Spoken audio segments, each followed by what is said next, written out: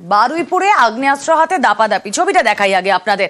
আগ্নেয়াস্ত্র হাতে দাপাদাপি বারুইপুরে, কিন্তু এই আগ্নেয়াস্ত্র হাতে দাপাদাপির কারণ কি জানেন? দেখুন একবার ছবিটা। হাতে আগ্নেয়াস্ত্র নিয়ে দাপাচ্ছেন একজন। কেন কেন এই ছবি দেখতে হচ্ছে? তার কারণ ড্রেন তৈরি নিয়ে দুই প্রতিবেশীর ব্যাপক ঝামেলা। আগ্নেয়াস্ত্র দেখিয়ে প্রাণে মারার হুমকি, আগ্নেয়াস্ত্র হাতে হুমকির ভিডিও ভাইরাল, আগ্নেয়াস্ত্র সহ গ্রেফতার অভিযুক্ত।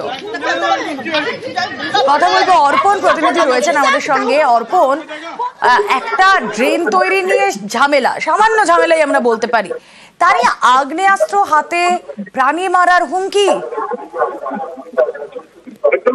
এই ঘটনায় রীতিমতো এলাকায় চাঞ্চল্য ছড়ায় এবং এলাকার মানুষজন যারা ভীত সন্ত্রস্ত।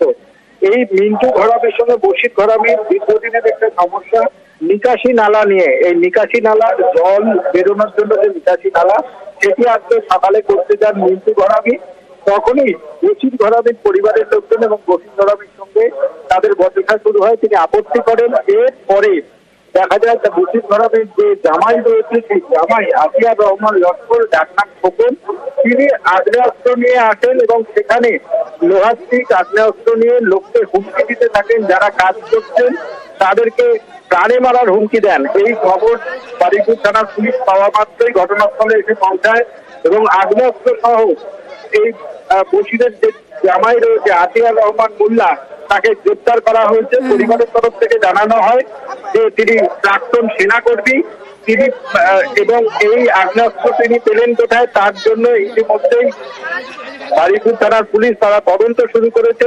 এর পাশাপাশি এলাকায় কোনো রকম উত্তেজনা না থাকে সেজন্য পুলিশ মোতায়েন করা হয়েছে। বেশ, সোজা আমার হাজবেন্ডের নামে এসে গালাগাল করে, বিচ্ছি নোংরা ভাষায় গালাগাল করছে এবং ওকে গালাগাল দিয়েই বন্দুক নিয়েই ডাকছে, বলছে আয় এখানে লাশ ফেলে দেবো। যে ভাই আপনি বন্দুক এনেছেন, আপনি কি গুলি মেরে দেবেন নাকি, গুলি মেরে দেন নাকি? বলছি এখানে লাশ ফেলে দেবো বলে ওখানে আমাদের দড়ি মেপে ওনারা যে মিস্ত্রিরা যে কাজ করছিলেন, ওনাদের এসেই মতো দড়িটা টান মেরে ছিঁড়ে ফেলে দিয়ে কতগুলো স্টিক, যেগুলো স্টিলের স্টিক, সেগুলো নিয়ে আমার বাড়ির কর্নারে একদম শেষের সাইডে, রাস্তার শেষের সাইডে সেগুলো জড়ো করে রেখে দিয়েছে। চাইছি আমাদের ড্রেনটা ভালোভাবে হয়ে যাক, আমরা ভালোভাবে নিরাপত্তা থাকি, এটাই।